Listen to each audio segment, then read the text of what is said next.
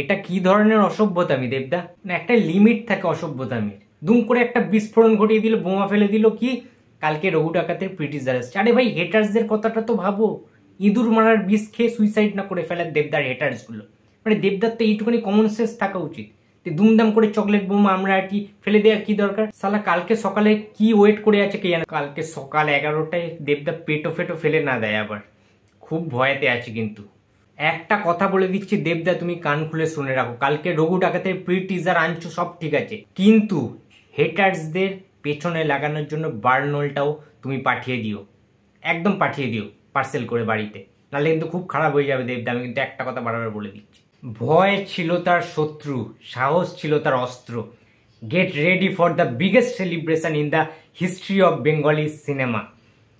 Pre teaser dropped on tomorrow at 11 hours, অর্থাৎ আগামীকাল বিশাল বড় একটা সাইক্লোন ঝড় আসতে চলেছে, যে ঝড়টার নাম রঘু ডাকাত প্রি টিজার।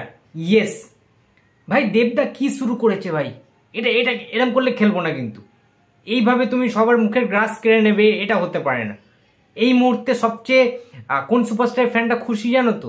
কোনো ডিপ্রেশন নেই তাদের, কোনো হতাশা নেই, কোনো ক্লান্তি নেই, কোনো কিছু নেই যাদের। রোজ উৎসব হচ্ছে, রোজ প্রতিদিন তাদের একটা ফেস্টিভ্যাল মতো মুড চলে আসছে। কেন অত আপডেট দেওয়ার কি আছে দেবদা?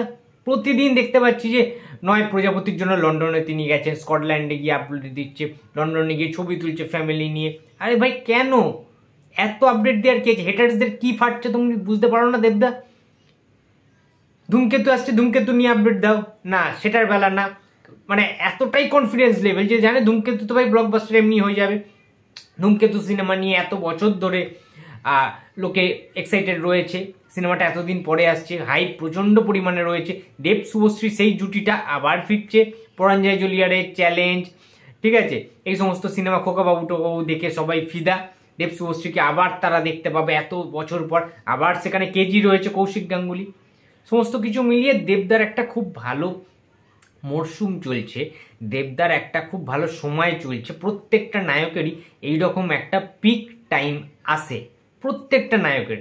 সেটা আজ পর্যন্ত 80-র দশকে হতে পারে, 60-এর দশকে হতে পারে, প্রত্যেকটা টাইমে 90s হতে পারে, বা এখন যেটা চলছে 20s। সো দেবদার সময়টা খুব ভালো যাচ্ছে। আগামীকাল বিস্ফোরণ হতে চলেছে, শুধুমাত্র সোশ্যাল মিডিয়ায় না, ইউটিউবেও।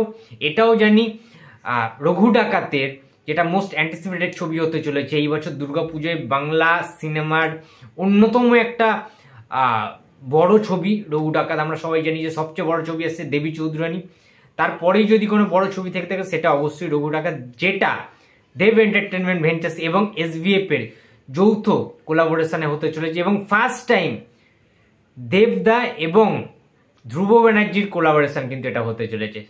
সুতরাং দুটো বড় বড় কোলাবোরেশন কিন্তু হতে চলেছে, এবং ধ্রুব ব্যানার্জিরও ট্র্যাক রেকর্ড খুব ভালো, ঠিক আছে। তোমরা কর্ণসুবর্ণের গুপ্তধনের ওই ফ্র্যাঞ্চাইজিগুলো দেখতে পারো, যে ধ্রুব ব্যানার্জির যেখানে পরিচালক থাকেন না, সেটা শিওর শট সুপারহিট ব্লকবাস্টার হয় অল টাইম, মানে ইন্ডাস্ট্রি হিটে পরিণত হয়। সেটা তিনি আবিরকে নিয়ে আগে বহুবার করে দেখিয়ে দিয়েছেন।